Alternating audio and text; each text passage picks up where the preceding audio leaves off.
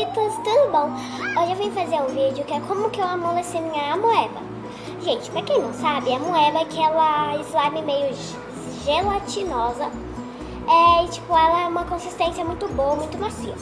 Mas se você quer transformar ela em slime, vem assistir esse vídeo que eu vou te ajudar. Gente, ó, tá nesse daqui da Super Slime, porque meu irmão, eu deixei lá no quarto do meu irmão.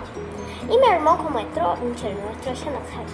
Ele perdeu. E o único que sobrou pra eu guardar a minha barra slime, que eu transformei ela em slime, era só o da Super Slime. E eu peguei, tá, gente? Não vão achar que é mentira. Qualquer coisa eu posso até tentar achar aí pra eu mostrar pra vocês. E pra quem não sabe, se você já viu a moeba, você vai perceber que tem uma moeba dessa cor. Então, bom, meuzitos, aqui tá a moeba barra slime. Aqui,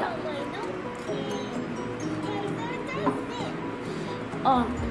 Eu coloquei alguns glitters. Aqui, ó. Vocês podem ver.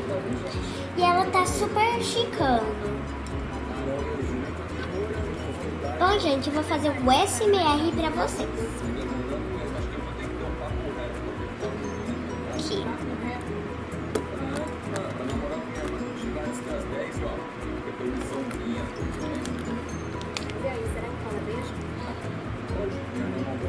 Bom, gente, eu mudei de ângulo para ficar mais bom o SMR, ó. Tá. Ó. Tá fazendo muito clique. Faz muito claps crackers.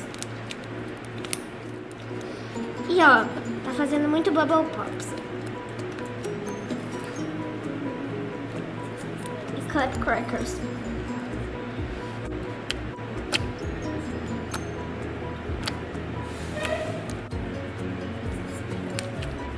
Então, meuzitas, vocês devem estar se perguntando: Mel, como que você fez pra ela se amolecer assim, a moeba?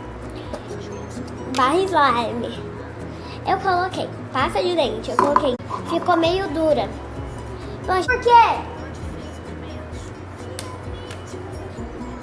Esse amorzinho de gente, né, gente? Então, meuzitos, deixa seu like, se inscreva no canal. Beijo, tchau, meuzitos. Bye.